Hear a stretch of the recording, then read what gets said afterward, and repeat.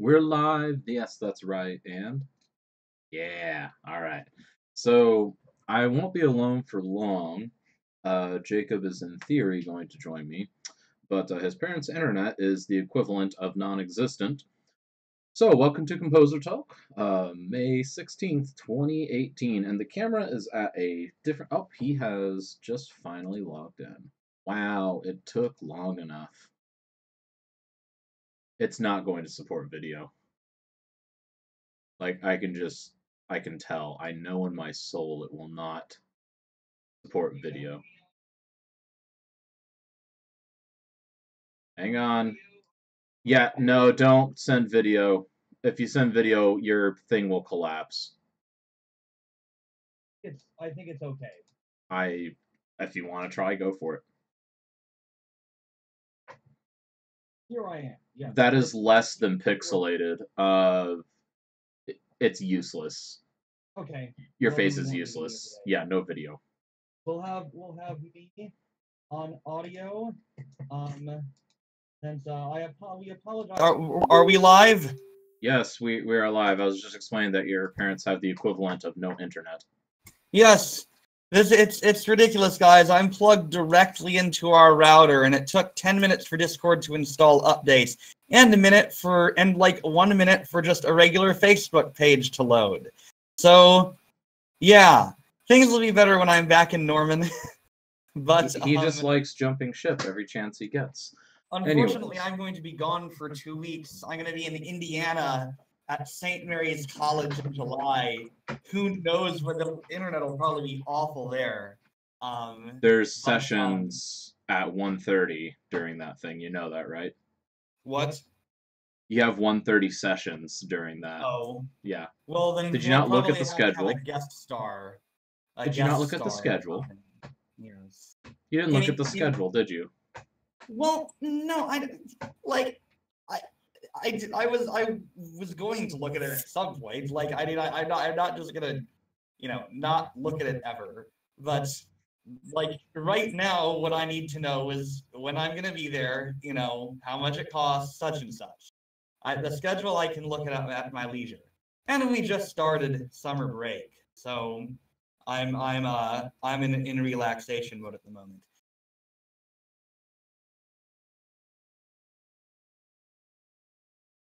And we apologize for missing last week. It was finals week for us, and I was incredibly busy with. I was literally sitting alone here in the office. I was literally actually sitting right where I go, and I was just sitting there waiting, and then it clicked in my head. I was like, I haven't seen Jacob at all today, and I've been up for like 2.5, 3 hours. I may or may not have gone to the library to work and forgotten about it. Yes, again, why I often say that you are the most forgetful human. You slept through it one time, so you really can't talk. Through Composer Talk? Yes. I don't think I did. Yeah, you did. I sat here. This was over Christmas break. I sat here. Oh yeah, I remember that. You've still done it more than me. Either way. Anyway, we're even now. There you go. We'll consider that even. Anyways, so the plan is we've got some stuff to talk about as always. I'll have to clip a few minutes early just because I've got to take my wife to a doctor's appointment. But okay. yeah, well, a dentist appointment, not well. It's still technically a doctor's. It's a that is a doctor. It's a tooth-related appointment. Anyways, so aside from teeth, there's quite a bit to go ahead and cover today.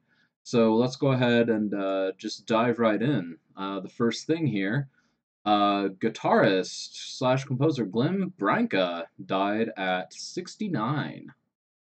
Yes. Glenn Branca was a.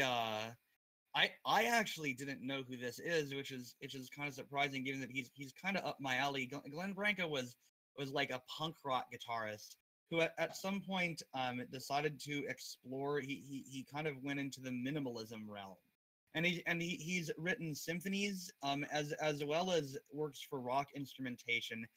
that explore minimalism and kind of the early minimalist tradition of Reich and Glass and Lamont Young. Like Lamont Young, he Bronca liked wall of sound textures quite a bit, but especially is known for taking guitars and creating just these ridiculously loud walls of guitar sound, which Zach, I'm sure would just be your favorite thing. Totally. and but yes, he recently died. Check out I've checked out his music when I heard about this, because I hadn't heard of him before. He has some albums out with rock instrumentation. Like I said, he's also written works for more traditional classical instrumentation, some symphonies. You can find them on the internet and in their normal haunts. So yeah, R.I.P. And hopefully a few people will discover this guy's music, because it's pretty cool. Good stuff. We actually have a lot of guitar today. Well, a couple of guitar things. Hang on. Okay, keep going. There's just a Right. small glitch. That's all we have to say about Glenn Branca. We also had a few awards recently announced. Yeah, the Champion New Music Awards. Mm-hmm. Yeah, let me go ahead and pull that up. Yeah, so we've got Sarah Cahill as a pianist, writer, producer. Nicole Mitchell, flutist, composer, educator. Jim Staley, founder of new music venue Roulette in New York, or Roulette, I guess, in New York. I guess that's the name of the club. I thought it was like the name of a group. Okay, I get it now. It's the name of the club. This is an award. This comes from the American Composers Forum, and it's not an award for composers, but rather for those who have been the most active in, like it says, championing new music, promoting the works of composers by performance through promotion and production. So as you can see, there's lots of performance here. An impresario, I suppose you might call him. Yeah, that's really neat. People to watch out for as the new 21st century patrons of new music. Yeah, and even beyond that, I mean, look for them, not at them. I mean, just if you see, I mean, these are the kind of people that you want to collaborate with, and these are all, I mean, I'm only familiar with the Sarah Kyle name because I believe she came up in a question one time in Orchestration Online. But yeah, I mean, this is all stuff that basically it just shows you that anybody can help shape new music to the better. And if you're more informed about new music, you have even more responsibility to do so. Because guess what? Other people are doing it. Why aren't you? Just my opinion, but then again, I'm biased. Get off your end. There we go. All right, so we've got the League of American Orchestras 2017 Women Composers Readings and Commissions. I'm actually not familiar with these names. Well, one of them we talked about on here. Yeah, I mean, like, I'm not familiar with their music, is what I'm talking about. Oh, yeah. Okay. Yes, this is from these commissions have been announced from this organization to 3 composers. Stacy Garup, whose name came up on here as the winner of the Brigham Young University Barlow Prize this past year, a very prestigious award. So it's her and Robin Holcomb and Andrea Reinkemeyer. I think that's how you pronounce her name. It looks German. Reinkemeyer. Rankmeyer. I think it's just Rankmeyer. Reinkmeyer. Yeah, Rankmeyer. Yeah. I'm doing the full German pronunciation. I don't know how much she's Americanized, but yes, each of these composers received a $15,000 commission from the League of American Orchestras. So congratulations to them. Be on the lookout for their music in the future. Like I said, especially Stacy Garup. She seems to have been. I almost feel like we saw her in something else too. But I mean, the name rings a bell, but I'm not sure what from. It's possible I just saw it somewhere. I don't know. I've read so much crud lately. Who knows? So but she seems to be a rising star in new music, especially. So yeah. Yeah, Um, good stuff. You want to take the Connect program? yeah, our last awards thing is another thing from the American Composers Forum. We talked a couple months ago about this program that American Composers Forum is doing. It's called the Connect program, and it's where they partner composers with an ensemble. And this year, Roomful of Teeth is the ensemble that they're working with. So the participants for this program have just been selected. There's 3 of them. There's Mingjia Chen, who's from Ontario, Canada. Mary, I apologize to Mary if she's watching because I can't. I'm not going to pronounce her name Kuyo correctly. Midijin. Kuyo Mijin. Kuya Midijan, something like that. Mijin. No, I am Mijin.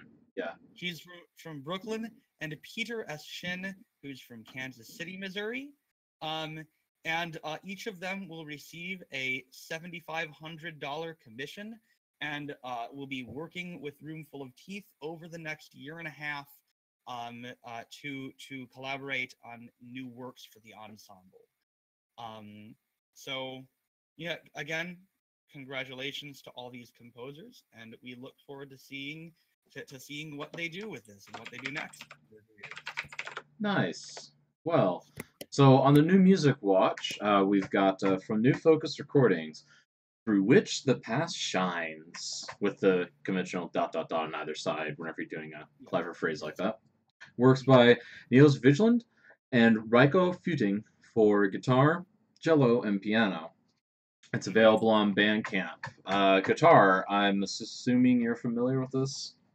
I actually didn't know these composers before this week.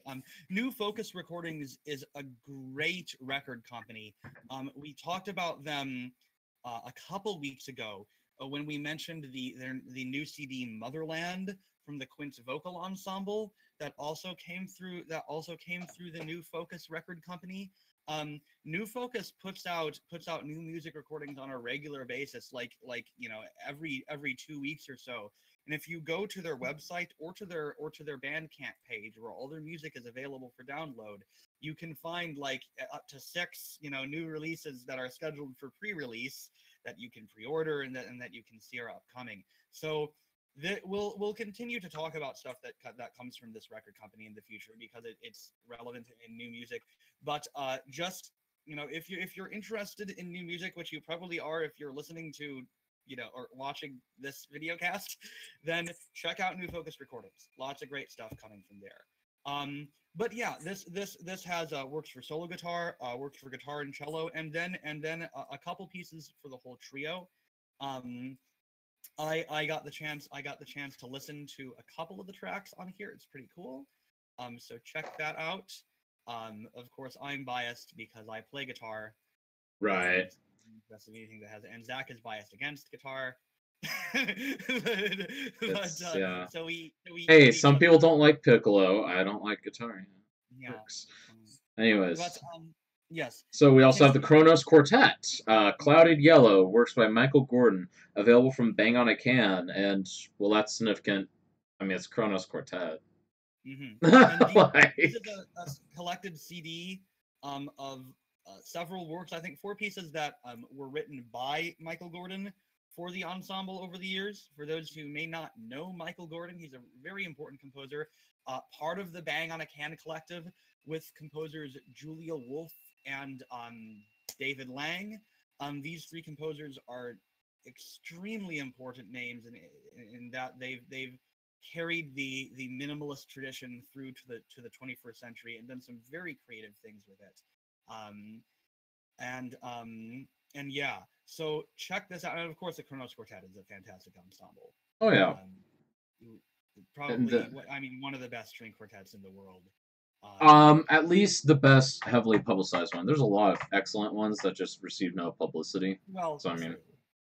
But Kronos Quartet is also especially important in new music. They do a lot of contemporary music, so. Well, they've premiered a lot of important works. That's the important thing. If you're not familiar with the Kronos Quartet, definitely check them out. This album and other recordings that they've done of both old repertoire and new music. Yeah. Another work I kind of want to highlight that This one's a couple years old. It was put out in 2014, but as I Yeah, I looking was at curious. Why did you put this here? Like, well, as I I was kind of want looking to at hear it. as I was looking at new music from this week and performances, this one kind of popped out at me. The New York Times reported on a performance of this in New York this past weekend by the Master Voices Ensemble, and I found it intriguing because I went to the composer's website to kind of look at this. And what it is it's a dramatic cantata that presents a new take on the Orpheus and Eurydice myth. For Orpheus and Eurydice, very commonly Yeah, adapted in music by Monteverdi, by Gluck, by a lot of composers. It's basically this guy's wife dies, and he's really sad about it. So this guy Orpheus, who's like the greatest singer in the world, goes down to hell we with his lute and plays so beautifully we for know the eight. story of the Orpheos. You don't need to recant them Mhm. for us. We know the story. Well, you do, but not everybody does. Yeah, Most people basically, who would listen basically, to this do. what? Most people who would listen to this do know that story. Well, I'm gonna finish since I started. All right. and and basically, he plays so beautifully. They agree to let him take her back, but he says you can't turn around and look at her before you get out of hell, or else she will come back to the spirit world. So Orpheus, of course, has to turn around and look to make sure she's there, and well, exactly what Hades said would happen happens. She is taken back to Hades, and lost to him. This cantata takes it a different angle to it. The Alcuin's psychological interpretation of Orpheus is that um, Orpheus was consciously or subconsciously um, made himself look back because he knew that as an artist that this great loss would I have inspire lost interest. even more great art um, from his own No, pen or from his own lute. Well, I think this is an interesting interpretation it's a because wrong interpretation. I mean I don't necessarily think so. I mean It's just wrong. do you, I mean I don't necessarily agree with that. It's wrong. I mean That it, is. and here Uh, we're talking about mythology here. Different takes on mythology are something that is just a common thing in contemporary culture. I mean, Thor is the best example. I mean, that Thor is not entirely true to the Norse myths it's a because lot more true than that. Like, because keep in mind, the big pull of the last part of Orpheus and Eurydice is the fact that he cares about her. He wants to make sure that she's making it out, and to do that, he instinctively looks back to make sure that she is okay. But in instinctively checking to make sure that she is okay, he damns her. That is that is yes, the but pull. this doesn't That's the necessarily bait. discount his care for her. But it introduces a competing motivation, which I actually find quite interesting We because I vote we because move on. I vote we it move on. I just want to say what I was about to say, or it plays into this idea in our culture, this romanticized idea that great suffering creates great art, and that's something. It's something that I tend to disagree with, but it's something that a lot of people really believe, and I think there are some artists who subconsciously make themselves suffer because they have this romanticized view of it. I think it's interesting. I have not had the chance to listen to the entire piece yet. That's Um, diswants, disinterest, terrible decisions were made. So well, you haven't heard the piece, so maybe you should no, listen to the piece you can't just change a fundamental principle of a story and yes, call it an you can adaptation. No, you can't. because he's not doing Orpheus and Eurydice. It's called the Orphic moment. He's presenting a different interpretation of an old tale. There's nothing No. wrong with that. Uh, This isn't like the Carmen performance from a long time ago where they did somebody's work and just changed the ending. This is hmm. this is, I mean, this is very much public property, an old story that he's just presenting a new interpretation of. I don't see anything wrong with it. I think that's the dumbest thing I've heard in a long time. Anyways, so recent concert new works from Nina Young and Anne Lanzalotti for violin, viola, and electronics. I like the fact that's electronics. hmm Nina Young, I'm not familiar with Anne Lanzalotti. She's a violinist and composer who's active in both writing her own music and being an advocate for other composers. Nina Young is somebody who's again kind of been a rising star in new music recently. She writes a lot of music that incorporates both instruments, live instruments, and electronics. And she's also a performer. She plays violin, and this there was just a concert in New York where each of them played some of their older pieces and premiered some new works. Unfortunately, I couldn't find any information online about what the titles of these new works were on either composer's website or on the ensemble's website. The concert was called Sound Constructions. Oh, I'm familiar with that series actually.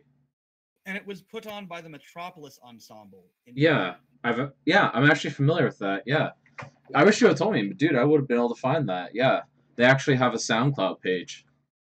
Yes, and it may be that they will post these later, or that I was looking at this just earlier today. I just might not have had time to do enough digging to find it. Or you were crippled by your parents' internet. Well, that ties into the time thing. The internet doesn't make things not pop up on Google. It just makes them pop up much more slowly. Yes. Hilariously slowly. And so, yeah, I would be watching the SoundCloud page and the websites for these composers and for the ensemble, because these, like I said, I really haven't heard Lanzalotti's music before, but Nina Young is a very interesting composer, and I'm interested to hear what she's done this time. So yeah, something to be on the watch out for. Unlike the other things we've discussed today, I can't direct you to a specific place where you can find these pieces, but just new music to be aware of. And one of the things I forgot to mention about the Alcoin work is that it is available on YouTube. The composer posted a live version, so if you want to watch, yes. In kind of the techie side of news, we've got something very important happening this week, starting tomorrow, actually. Moogfest. And basically, Moogfest is, I mean, if you're familiar with electronic music or just 80s stuff or even mid 20th century stuff, you know what a Moog or a synthesizer is. And Moog is like the Lamborghinis of, good synthesizers. And they've been doing this Moogfest for several years now. And it's been both kind of an educational and a kind of product placement type thing, like, hey, here's what we're coming out with. Hey, here's a new reworked model of this old synthesizer. It's been a really wonderful event. Notably, back in 2014, it came with the Build Your Own Moog kit called the Moog Workstop. And this year, there is a special product available, and it's being made available immediately for retail, the Moog Grandmother. They are, yeah.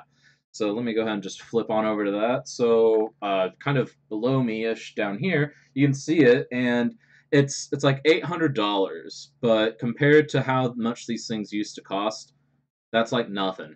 And what's important about this is that it looks, and according to the initial reviews and the initial people that have played on this initially as they're kind of getting ready for Moogfest, it feels like the old Moog synthesizers from like the early 80s. And that's really important because you can replicate the sound of something all you want, but you can't replicate the feel of a device as significant as a Moog synthesizer. Or some people are finicky to that with just their keys on a keyboard or on a piano.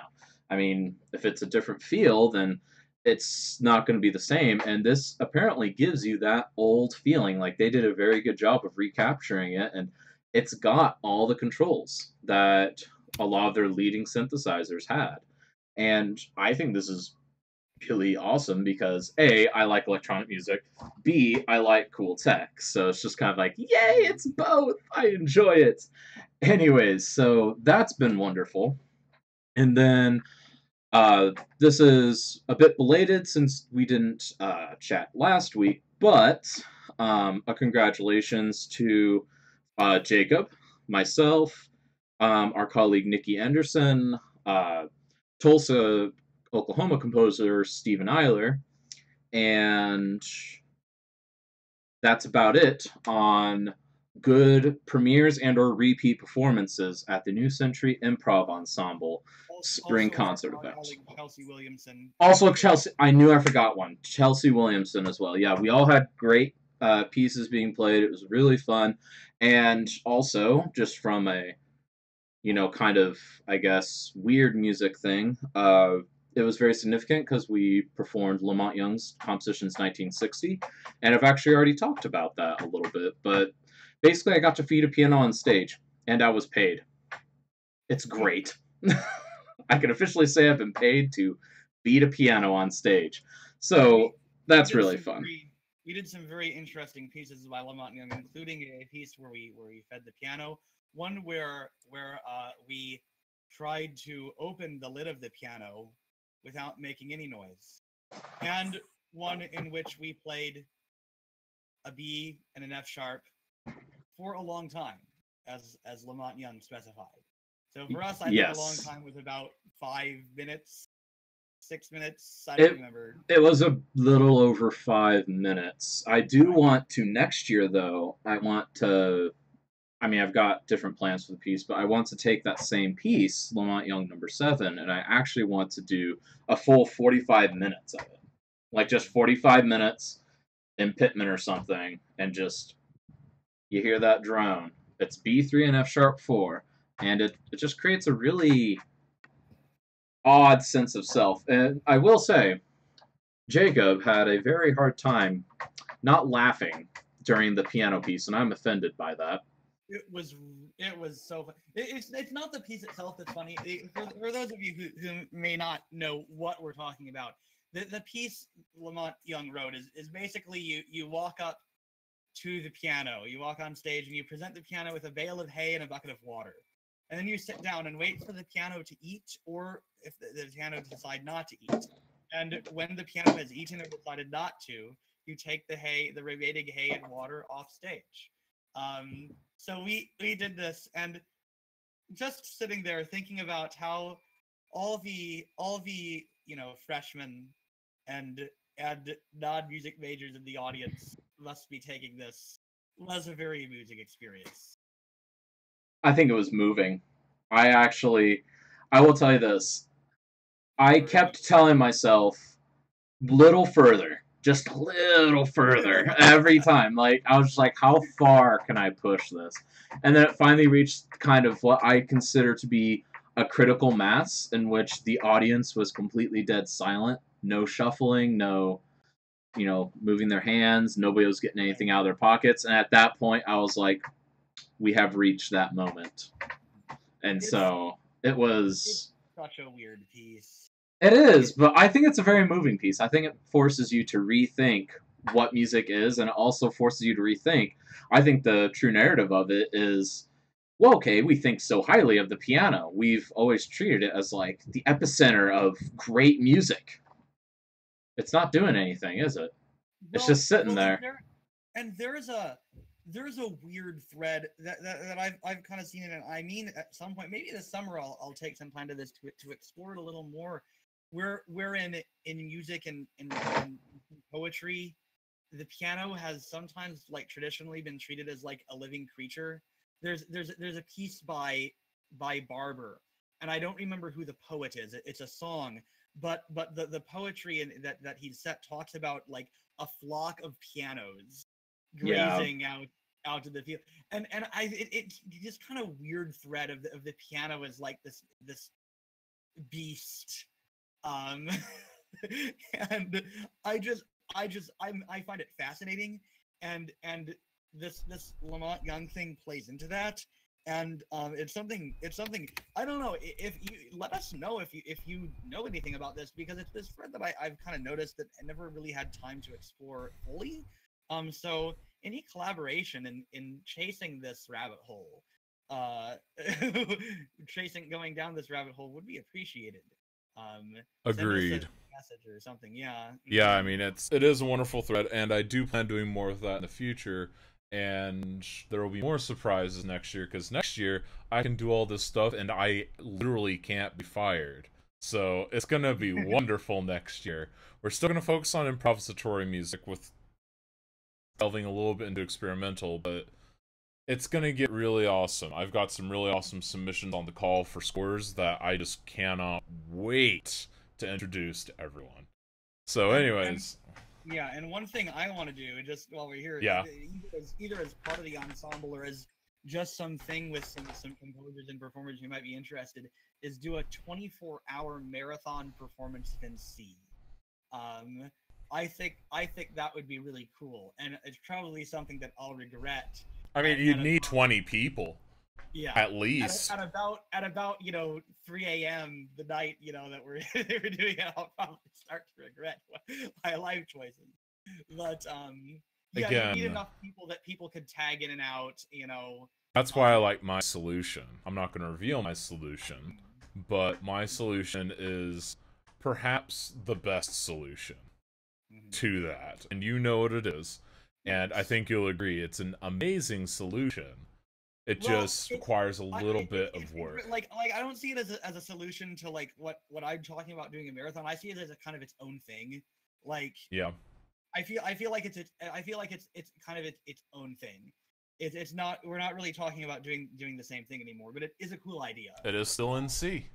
It's 100% in C. And there's I'm nothing sure that says you can't do it.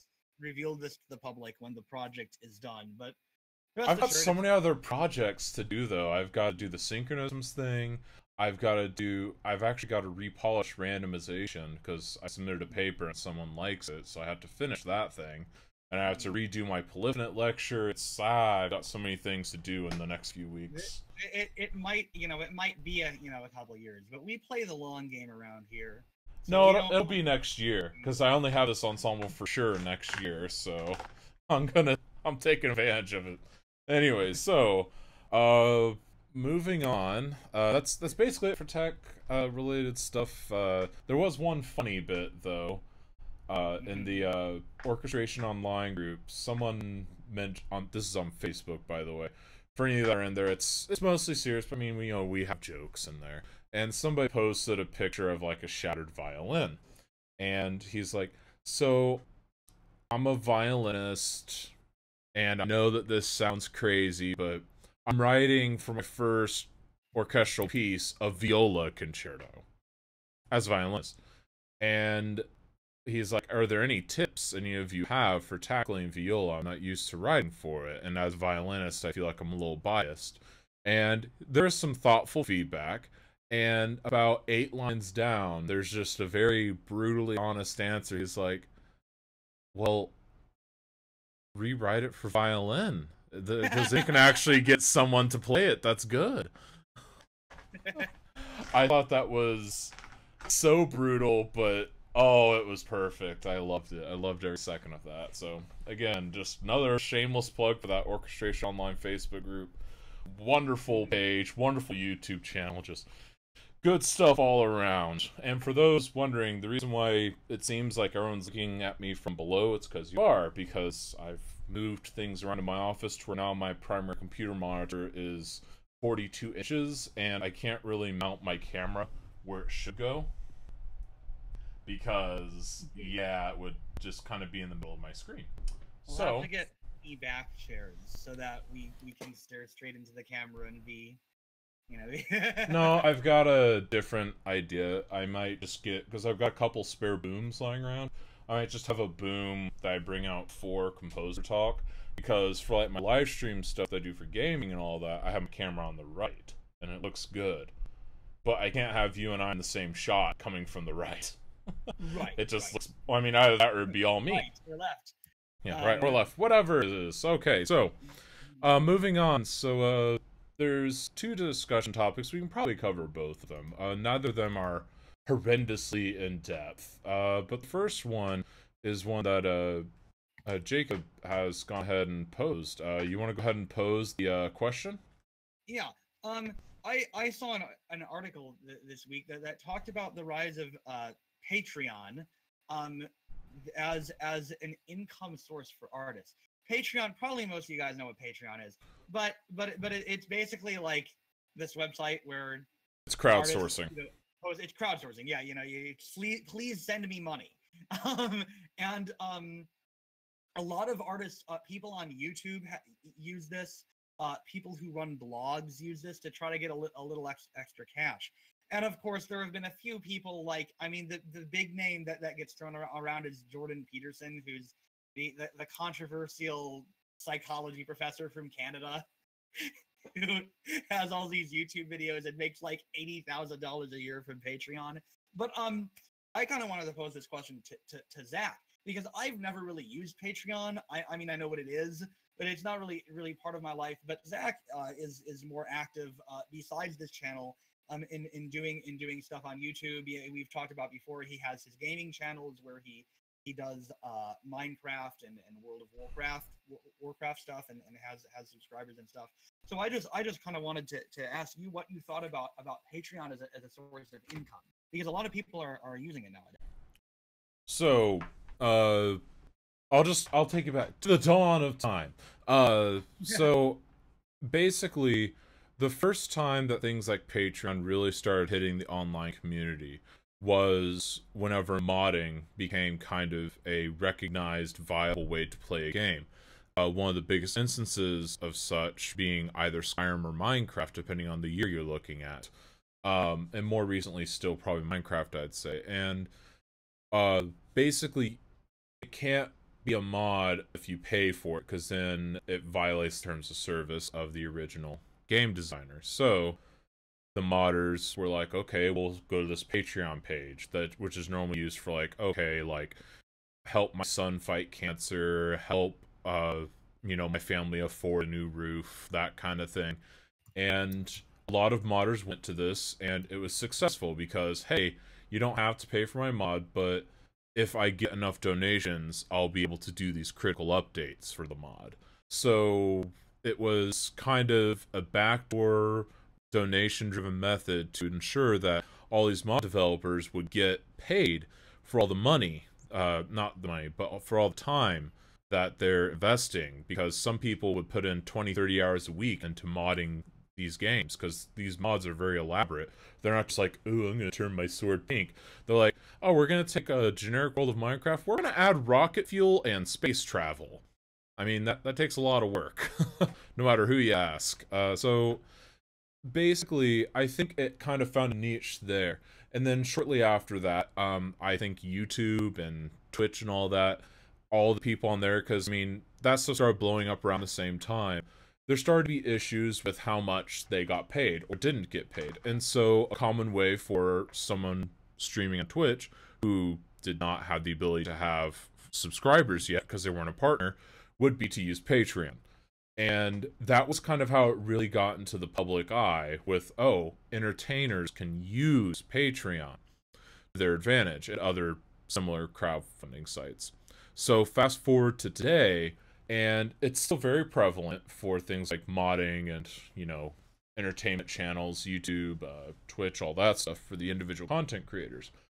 But entertainers these days, I mean, obviously, if I make YouTube videos, I'm entertaining. If I'm writing music, I'm entertaining. Or I'm being an artist, depending on who you ask. So the question I guess you're asking, Jacob, is that still within the extent of what Patreon has been used for? And I would say yes, but I don't like it. Because... No, I was asking if that's not what I was asking.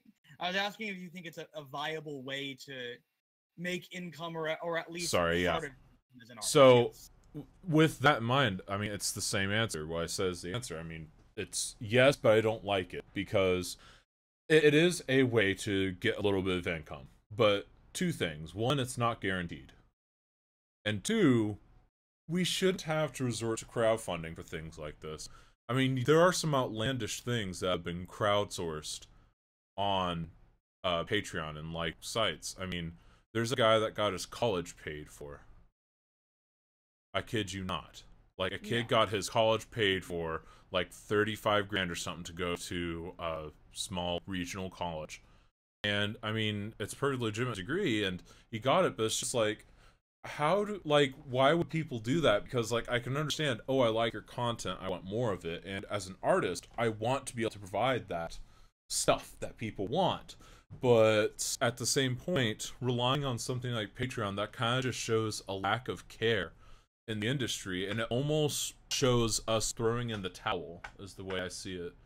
I mean, I wish we didn't have to resort to that, but I mean, it might be the world that we're in now, which kind of stinks, if you ask me. Well, and I do agree with you that it reflects poorly on how much our culture and the industry values its artists. And I mean, I think to a point, I mean, not everybody can get paid a bunch to make their art, because there on some level there are only, you know, there's only so many, you know, musicians or movie makers or whatever that somebody's going to patronize in their lifetime, and there are a lot of people out there who like to make art. Not all of them are going to get big. Yeah. So I mean, even for someone, even if the industry was less bottom line driven, actually care about their artists, I think there would still be plenty of small time artists who didn't make it big either just because of luck or you know, or because of quality, who are using this for a small group of fans. One thing I did want to clarify from what you said earlier is that I believe Patreon, and yeah, I have the information pulled up here, was Patreon specifically was actually established deliberately as a company to make living for artists and content creators online. Yeah. As opposed to like Kickstarter, which I probably, from what I understand, probably what these mod creators probably started off on Kickstarter or GoFundMe or any of these things. GoFundMe, they moved to Patreon when it was new, though. Like, the Minecraft modders have been on Patreon, I think, for longer than artists have. I mean, there's some people on there that date back to, like, the early days of Patreon where their website sucked. Yeah. And it was founded in 2013 by this guy on YouTube who wanted to figure out how to make money for it. There you go. That makes sense. So, I mean, and even with that, I mean, like, I'll share a story. I'll do the abridged version, but this is going to kind of show you guys the harm that Patreon can do, and kind of why you shouldn't rely on it, because enough negative stories like this, and, you know, people aren't going to want to help out anymore. There is a gentleman here in Oklahoma who decided, I need a studio in my house. I would say that I have a studio personally. Jacob's been in here a lot. You guys see it all the time. I have a fairly decent studio. I've put a lot of my own money, my own hard-earned cash into here, and I feel like it's overall turned a profit in my profitability. So anyway, so moving on from that, this gentleman, he said, okay, I'm starting this Patreon. I need to get $50,000 so I can start recording stuff.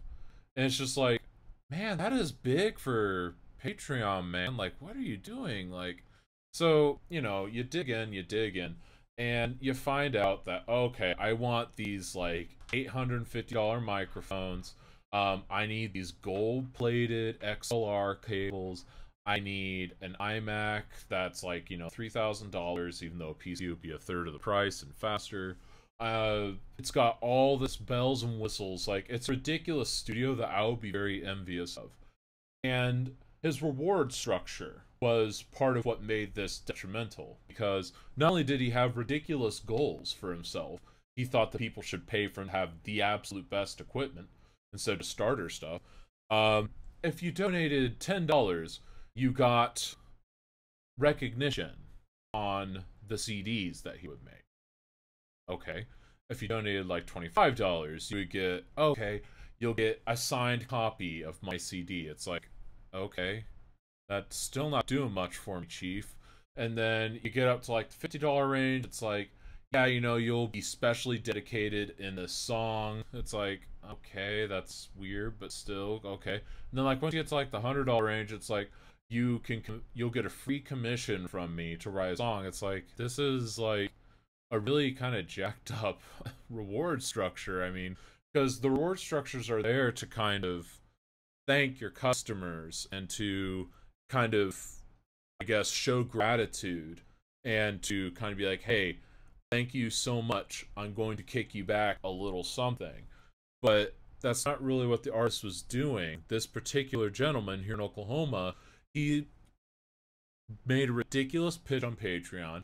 He only got like $2,000 of the $50 that he asked for or so. I mean, people didn't like it. And I think most of that probably came from family. Because a lot of the professionals in there I've talked to think the guy's a joke.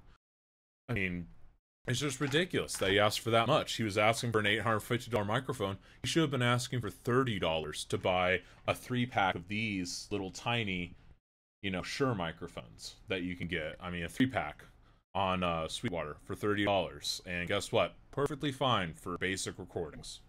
Well, I mean, that's the thing about Patreon, though. I mean, it's what do you call it? I mean, when you do crowdsourcing, I mean, if you make a pitch that people don't like, or they don't think it's worth supporting, either because they haven't seen proof of the quality of your content, or because they don't like the rewards. I mean, to me, that's not something that shows the flaws in Patreon. I mean, ultimately, something like that, to me would be something that, I mean, the system kind of takes care of itself. Because if your product that you're putting out, right, is not something that's desirable to people, then your project is not going to be funded. The same as, I mean, we live in a capitalist economy. You're correct to a point. Yeah. Only to a point. And here's where the real harm happens, though. Just scrolling through Facebook, at any one time, there's at least 2 people on my friends list doing some ridiculous crowdfund or Kickstarter or Patreon thing, and it's never for anything good. It's always for the shit stuff. And I'm not saying like, oh, they're hosting. It's like, oh, here, donate to my friend's thing, donate to my GarageBand's this, that, the other. And the only pitches you see advertised a lot are the really garbage pitches. The things are just like god awful that nobody in their right mind would want to give money to. And you don't see any pitches, publicly at least, that are the doing really well ones. And why is that? Because the people that want to give money to that already have. So my argument is the public image of Patreon is overall a lot more negative than what it should be and could be. I don't know, because personally, and this might just be a difference in the friends we have on Facebook and stuff like this. I've always seen most of the pitches I see on Facebook are for GoFundMe and Kickstarter and things like this. While Patreon is something that I personally associate with artists and with content creators online. And if I see one that I'm not interested in, to me, it's, well, I'm simply not interested in that artist. Ultimately, I mean, if we want to know about public perception of it, we would have to do a little more comprehensive research. I'm actually looking something up right now. But I do feel that